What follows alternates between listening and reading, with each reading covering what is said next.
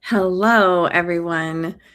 I'm thinking today and very excited to have this conversation with Aliyah that around our experiences of belonging and what happens before we even have words and as we formulate what it looks like and what it means to belong. Hmm. So, we're today going to drop into this conversation, but first, I just want to set the stage for the Magdalene interview series and the Black Madonna Code show, which is what we're doing today. I'm Melissa Keenan. I created this show earlier this year. I think we've done, I don't know, 60 or so episodes with women from all over the world, all different backgrounds in relation to how they relate to liberation, how they relate to Mary Magdalene, and how they relate to the Black Madonna, but ultimately how they are relating to themselves and the world. And so I really wanted to widen the conversation around Mary Magdalene and the divine feminine in general, um, for how we're speaking about it, and drop us into the reality that our work is not enough if our work is only focused on light and love, that our work is political, and priestesses have known this since the beginning of time. And so we're bringing that in. We're bringing in what does it mean to be holding these things in our modern day. All of this is done in collaboration and conjunction with a few other things that I've launched. One is the Meeting Place, which is a community for Black Madonna integrated leadership. And so the conversation that we'll be having today is very similar to the energy of conversations held inside of the Meeting Place, which is a great place for women leaders to gather and be able to have real conversations with women who aren't afraid to talk about challenging things. We're also Right. doing this in collaboration with the Black Madonna Pilgrimage, which is being held in May now in the south of France. And so, if any of those things interest you, the links and stuff are in the description, and I'd love to speak with you more. Without further ado, I'd like to introduce you to Aliyah. And I want to just say, before we have you kind of come in and tell us who you are, I've had the opportunity to work with her over this past year in the writing and launch of Modern Day High Priestess and Embracing Your Eros. And we are now in the middle of the project with Wild Belonging. So Aliyah is a two-time international best-selling author working on three-time, all within the year of 2026. Yay. Please share with us a little bit about who you are and the work that you do in the world. Well, my name it's Aliyah, and you got it right at the beginning. I It's do it okay. to you every time. It's a Thank you. quickie. Thank you, Yeah, honey. yeah. I'm an early childhood educator. That's what I've been practicing for the last 20 some years. And but the work that I'm really passionate about is pre and perinatal psychology. So I hold womb surrounds, and I really work with the preverbal imprinting, and that's sort of where I specialize in that time of our lives when we're in utero and through the birth process and those first 2 years of life before we're really verbal. Oh, Hmm. awesome. Yeah. And maybe just tell us a little bit about your personal journey. Oh, my personal journey. I wrote a lot about it in the books, and my personal journey. I feel like I came from a really um, let's see, like I came out of my childhood being really disoriented to life, and I really had to find my own way and figure out, like, okay, how do I navigate life on my own? And through that, the first thing I found was yoga. And that helped me start to come into my body really slowly, building safety in my own body and just getting a little bit more clear and getting my feet under me. And yoga kept me going for quite a while, probably for 10 or so years until I had my own children. And then my children were quite a really big catalyst to get me motivated to really do some deep healing and really looking at some ancestral pieces. Yeah, and leaning into those supports that are all around me, the unseen realms, which is where the Magdalenes are, and Yeah. That is so profound. If you've had children, you know. Yeah. Oh my goodness gracious. Mhm. It's a beautiful refiner's fire, I like to say. Mm. Mhm. Well, thank you, Aliyah. So tell us a little bit about you've spent nearly a decade working intimately with babies and children, um, studying pre and perinatal psychology. What have they taught Mhm. you about belonging before we even have language? Mhm. Well, mostly, I really had my own experience this year of deepening into my own experience of nonverbal belonging. Um, I joined a choir, and it's quite a big choir of about 45 women. And it gave me the opportunity to sit back and be part of something where we didn't speak to each other. We were singing, but we were in the room together.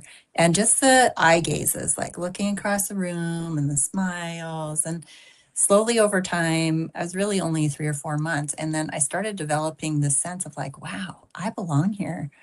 People are happy to see me. And I really started to feel that. I started to feel it in myself in a different way that I hadn't really felt before.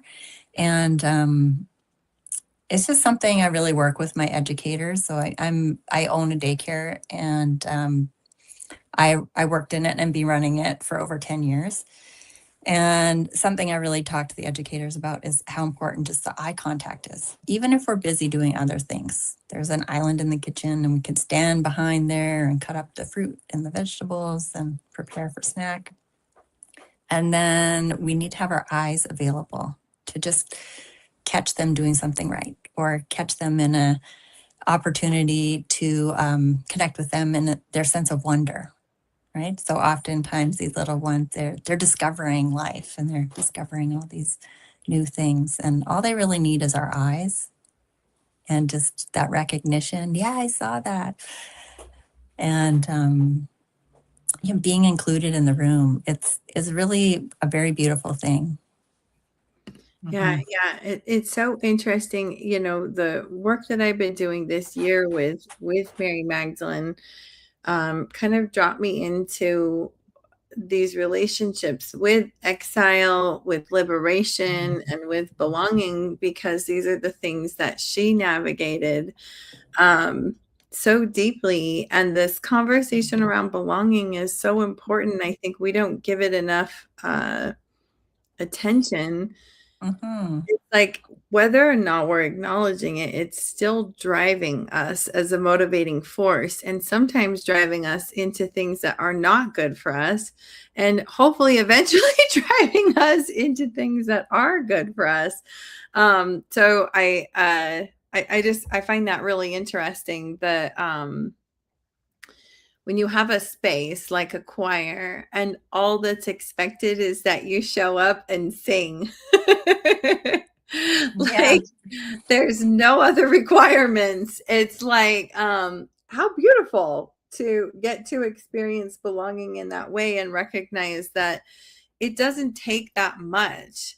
I think about Hmm. some of the more toxic spaces that I have either tried to find my way into or was born into, or whatever, where there's so many requirements to experience belonging, or these spaces Hmm. where you're kind of always left dangling, like you would with a narcissistic abuser, where it's like, I think I belong. Do I belong Right. yet? And you're all the time, your nervous Mhm. system is triggered, wondering whether or not you belong. And when I think back to like Mary Magdalene and how did she experience that, I think there's an element of self belonging that matters so much before we can recognize if Mm. we're really trying to belong in the right spaces or not. Right. Um, Exactly. Yeah. Yeah. I really see that as how something I bring back adult clients to all the time with the pre and perinatal work is like there's moments where we really missed the development. Like, you know, yeah, there's just developmental milestones that are really important. And if they got missed, we see it all the time. I know I recognize it all the time. It's like, oh, that person, they're like behaving like they're 16, even though they're 60. So there's something that keeps trying to happen over and over and over. And oftentimes when we're really little, some of these little things get missed. You know, even if we have really good intentioned parents, some things get missed. I had a client recently and she was just talking, this is very common experience of my mom had a few children and I was cold and I was crying in my bed and all I really needed was the blanket pulled up and I was too little to do it for myself, but that sensation was stuck somatically in her body, Mhm. you know, and she did have loving, well-meaning parents, but we still have those little places where it's like, oh, I got missed and I don't feel like there's anybody here to care for me. I don't know if I'm actually loved. There's not enough space for me. Like all those little tiny things can happen just so innocently, really, but they get kind of stuck in the body. Yeah, wow, yeah. Yeah, let's speak more to what happens in the body. Um, Either when we are, you know, aware that we are alone or that our needs are not being met, or also when belonging has required us to adapt and perform or leave pieces of ourself behind. Mm-hmm, mm-hmm. Yeah. Yeah. Well, I know from my own experience from the inside place that those places really need to be met so that we can catch those younger places up and then we can do it as an adult a lot easier, the more and more and more. So for me, I was super duper shy. I had a really hard time even looking up and making eye contact with people. That was really scary for me. I couldn't do it till I was maybe even 40. And the parts that I started learning was first it was about this orienting response. Um, and I really had to force myself to like lift my head and look around the room. And it really is just moving your eyes, looking around the room and mapping the room. There's a good part of your brain that's doing this already. So if you can actually use your eyes and let yourself look around and see that oh, it's actually safe right now. You Mhm. know, the world can get, or for me anyway, it got like really closed down and I was really like in this little tucked in bubble because everything up here was just like way too scary. And so it took me quite a long time to come out of this and into like opening up and making eye contact with people. Wow, and that's hard to even believe, like, just the way that you hold yourself and the way that you speak and everything, it's hard to imagine, and how Mhm. cool is that, that, like, we can access transformation in those ways. That's really beautiful. Mm. Let's move over to a little bit about your relationship with Mary Magdalene. So you shared Mhm. with me that Mary Magdalene became real for you through ceremony. And maybe tell us a little bit about what happened there and what she has taught you about like the sacred and about being human. Mhm. It in I'm just thinking about this one ceremony I was in that's particular, and in the group of people that I was in ceremony work, one of the texts we brought forward was called the Sophia Code. Are you familiar with that one? Yeah. Anyway, so we were reading that, and you know, just having that concept and having those activations and bringing that forward, but being able to go down deep into a trance state and then invite in actually it was like in those we were inviting in all the support, so it was Isis and Mother Mary, Mary Magdalene, Yeshua, Green Tara, so all the divine feminine. um, but I really had that relationship. Like for me, the stories that I kind of gravitate to, and they're fictional. One is the Maeve Chronicles that I really loved, and I listened to those when I was on the train in Europe, going across all through Italy, and especially like around Rome, and just watching and listening to the stories that happen there. You know, they're all fantasy, but for me. They really were like living in me, and I could really feel a connection to the land and the history and all that part, because I believe these are real women that had a real life and real struggles. For me, I just always love the stories about how Mary Magdalene was the wife of Yeshua and had a baby with him, baby Sarah. And I don't know, there's something in there that was really like living in me about the truth, like living my truth and really being embodied, and not having it matter so much about maybe what everybody else was saying, but like being able to just like walk my truth and be really clear in that. Hmm. I love that. Everyone takes away something different from their relationship to Mary Magdalene. That is something that I have seen across all the things. And then it's always funny because then people wanted to debate about what was real, what really happened, and all these things. And we some things we do know, some things we don't know. And my personal take on that is like, what matters is what is it activating and liberating inside of you, and how is it reflecting to you about yourself and your relationship to yourself and the world around you. um so so I love that. Like, who knows why that was the thing that helped you connect to, like, I get to stand in what I know. And yet Magdalene comes forward and brings that to us in so many different ways. It's Mhm. That's one of the I started kind of looking for patterns, and we've started to call them the Black Madonna codes. Mhm. These threads that so many who have had relationship to any of these divine feminine archetypes or entities, if you will, that we bring on board as a result of our relationship with them, and the capacity to stand in what you know is one of those that I've seen again and again.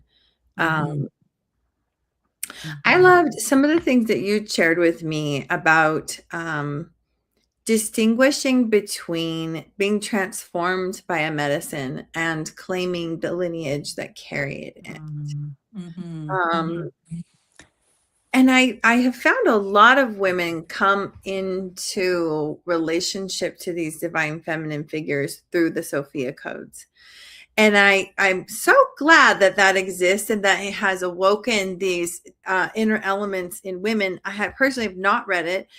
Primarily, I find the work of Teal Swan pretty problematic. Like, there's some questionable things there. And yet, like, you have had these activations, and my sense from you is that you've been able to take what serves and leave what does not. Yeah. So, I mean, what can you say about, lineage and right relationship to Mhm. medicines and to ancient traditions? Yeah, well, I'm just keep thinking this one thing. One of my teachers from Peru, Puma Kespe, he always says this: everything is for you, nothing is yours. And I Mm. really like to carry that with me. It's like, yes, like all of life is for me and nothing is like mine. Like I don't get to hold it precious. And I know I've been maybe in my 30s, just like so righteous about everything. It's Relatable. sort of yeah, it's sort of like, when I watch teenagers like, well, I know, all the like eye rolling, and I know I did that. And then I'm watching like new moms, and they just have this way, some of them that I've been listening to just really have a way of like, I know everything and I'm right and this is the way. And just even yesterday, just had a conversation with a friend about this, like, well, what about everybody else? Like, I'm not living that same story in my life. So how do we make it relatable for everyone? I really follow a lot right now because this is what's successful in my community, and it's been important for me to be stay close to home while my kids are growing. And I haven't been able to do lots of big trips. I've done some, like this one. I went to Egypt 2 years ago. I did Oh, that one to get all my own initiations. But what's available where I live is lots of Andean mysticism. So that's what I've been studying a lot of. And partly because also it's very generous. They're very, very generous. Of like all the Andean teachers I work with, they're like, please, please take our teachings and please share them with your community. We really, really want this to be shared and utilized and help to liberate humanity. So that they just teach like the most beautiful things that I've ever experienced in my life. It really activated the beauty way in me. And yeah, and that's something I've called like one of my business streams. I call it the beauty way. And yeah, that just feels like it just lights me up when I get to really like sink my teeth into just all the beauty of working with a despacho. And it's actually the way that I really learned to pray is working with the despacho. And that is like a Peruvian, or sorry, I have to say Andean. um, yeah, it's like an Andean shamanic lineage, but we made it so it suits our culture because all these things we use the word syncretic, right? So there's something and you can learn it and then you bring it forward. You bring it forward so it makes sense for who I am, so I can bring my own medicine into it and then share it with my community. That's so cool. What does it mean for you to be in right relationship with these lineages that you're working with? Hmm. That is a living question. Right relationship. Yeah, it's I'm always navigating that. And then every time I just yeah, I recently had an experience. I was like, oh, this is what right relationship is. So it's like every time I'm sort of like, navigating my way through, it's like, how do I get into right relationship with this? And yeah, we can call that also alignment. Mm. um, but just navigating my way. And then when I hit something, I'm like, oh, this is what it feels like, where it's just everything just drops in, and then and I have so much space and so much energy and vitality for the project. I so appreciate what you're saying to that. Yes, because until we access that, and there's not a cookie cutter answer, is there? I have some spiritual traditions that I'm in relationship to that I'm still like, I'm not really sure, and I'm open and like asking the universe to like show me, teach me. Show me. Yoga is one of those, right? It's very complicated because it was brought to the West, and anyway, we could go into those details, but like, but but what I have found, and I learned this from a Black American woman who said there is, and I would tell you her name if I could remember it. It was on a social media video that was sent to me that said that, like, sure, you can do all the things. You can come over here, and like, closed practice doesn't mean that anybody can't access it. It means that they won't access the power if they do. Like, if you haven't been invited in, you're not going to access the power. And I have experienced spiritual traditions where it feels like the bottom's missing or something.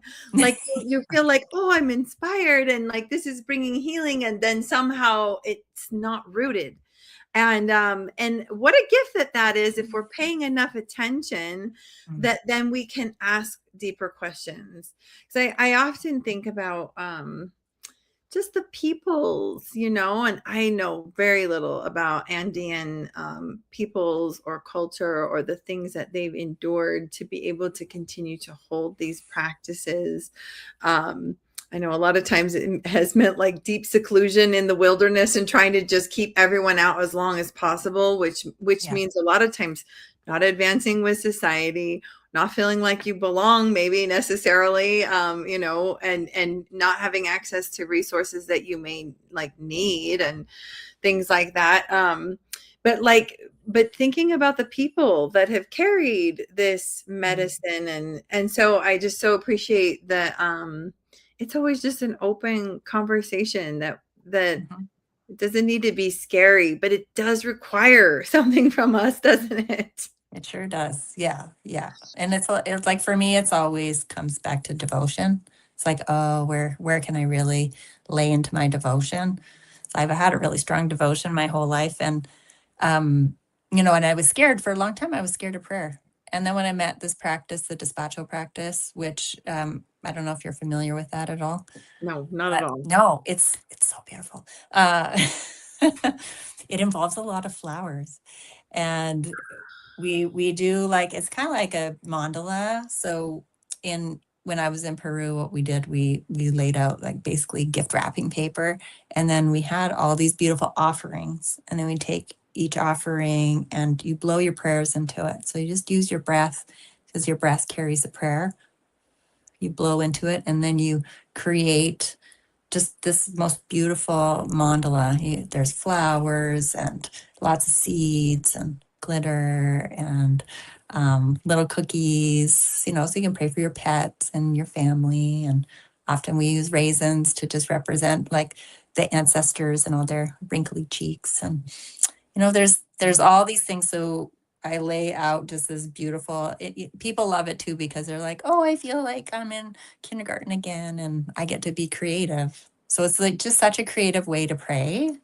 And for me, that really sparked my heart. And I was like, oh, this feels really safe and really practical and really beautiful. And I get to play, and it just filled me up so much. And it's like, this is the practice that I want to share. And it opened again my heart to prayer in a way where it didn't feel like there was that kind of distortion that I had experienced previously. Yeah.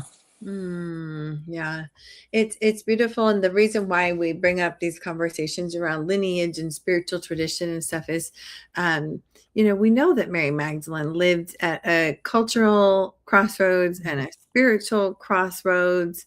Um, she very likely carried many different spiritual traditions in her Mhm. one body.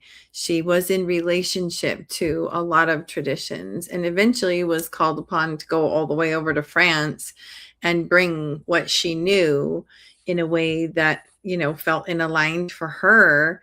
And my Mhm. modern day women relate to this, but how would she have held those things? And in Magdalene's time, racism and race didn't exist. Mhm. It was about cultures, and it was about lineage, and so how can we kind of call upon her to help support us, to help support our and lift our fellow human beings that have carried these things, and now we're benefiting so much. um, Mhm. from having access and from so many traditions that were once closed practices, or that people were deeply oppressed for even having these traditions, that now there's Mhm. more of a Mhm. safety for Mhm. them to get to share and bring those into the world. And so um, how neat, and how neat to have these practices in relation to the Andean tradition, and that it has brought you into proximity with Mary Magdalene. I just get so Mhm. thrilled. Like there have Mhm. been so many that I'm like, who would have thought? Well, it was amazing. And for me, it was just because that was the most accessible and the most generous. Like Mm, for me, that's why I gravitated towards the Andean cosmology. And because I'm surrounded here by Native American cosmology, and it's just like it's a little bit harder to navigate. And like it's like, okay, where can I lean in, and what can I learn? Where am I welcome? And I haven't found a place yet, really, that works. So right now, the Andean cosmology, because of the generosity, then I feel like I can bring it in. And I mean, I always say, "Oh, I'm a Celtic priestess," and I don't understand totally why I'm learning the Andean shamanism, but it is bringing me closer to my relationship with Earth and all the elements, and that's supportive. I'm like, that's what I'm really here for. It's bringing me closer to prayer, a prayer practice, and my connection to the earth and the stars and the trees, and um, is just allowing me to start really leaning in and building the relationship with my environment in a much, yeah, I feel like I can just take a deep breath with it. So, I really, really love that. I often see, this is why we named the space, the community space that we just recently launched, the meeting place, is because I see these different faces of the Black Madonna, which represent many different divine feminine goddesses and things, and spiritual lineages and traditions and stuff, as a meeting place. It's like, oh, she's there, in a lot of times in Catholic cathedrals, in like a very unfriendly environment. We relate, as yeah. women, carrying our own medicine, carrying our own lineages. Many people don't know what we're carrying. Sometimes we don't know what we're carrying. Most of the time we're figuring it out still. But like that, there's this meeting place, and how beautiful that this Andean culture could come into your life and help you, come into self, and that reciprocal relationship. Like, the hope is that that cultivates more capacity for you to then pour out and lift those around Mhm, you, right? mhm, mhm. Yeah, that's one of the core teachings is sacred reciprocity. And so that's also, it's a living question for me. It's like, Yeah. oh, and then how many ways it can be utilized. Like right now I'm really contemplating, it's like, oh, in relationship, and especially right now in my work, it's like, what does sacred reciprocity look like? And how, are we, it's very, for me, it feels very energetic. Like I can just feel it in my body of like, oh, this feels off, or okay, no, this, we got this, and or I need to give a little bit more here. Um, yeah, just so there's that balance. Mm-hmm. Well, as we kind of wrap up our conversation, and I've loved everything that you have shared. You're now writing for Wild Belonging. Um, Tell us a little bit about, what you think you might be writing about, or what you're still learning Mm, about belonging without leaving yourself, or belonging when you're right. coming into your sovereignty. Mm-hmm. Mm-hmm. Um, ooh, there's like so many things. I'm just gonna flood it.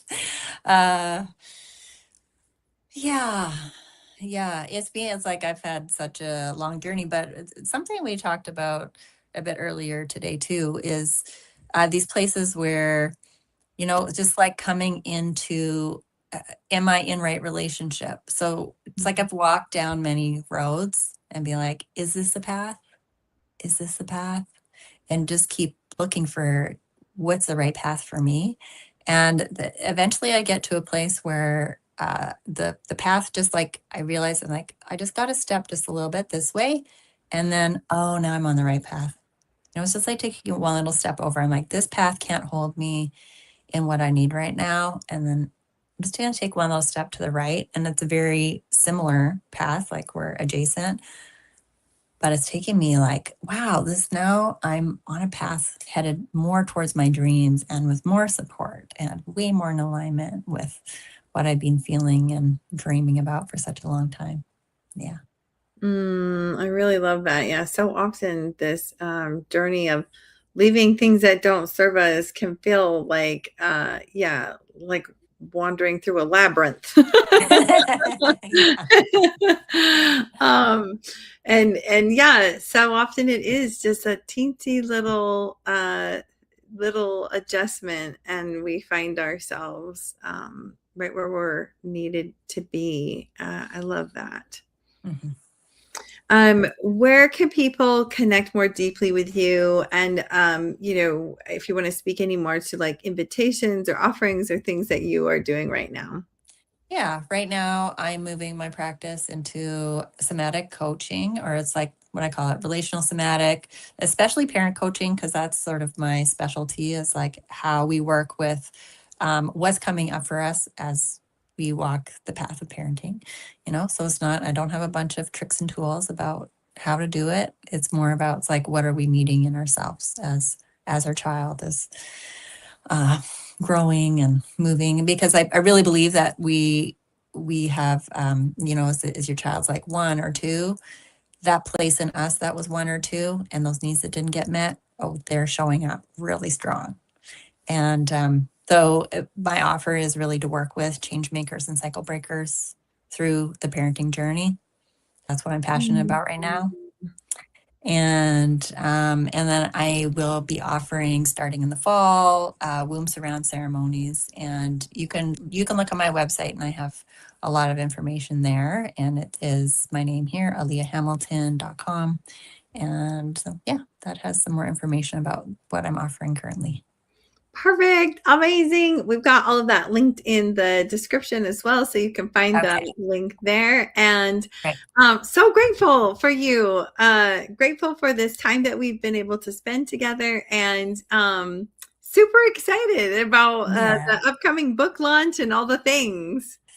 yeah, great. Thanks, Melissa. Thanks, Super fun. Olivia. Yeah. Awesome. We'll see you all next time on the next episode of the Magdalene interview series and Black Madonna Code Show. Bye for now.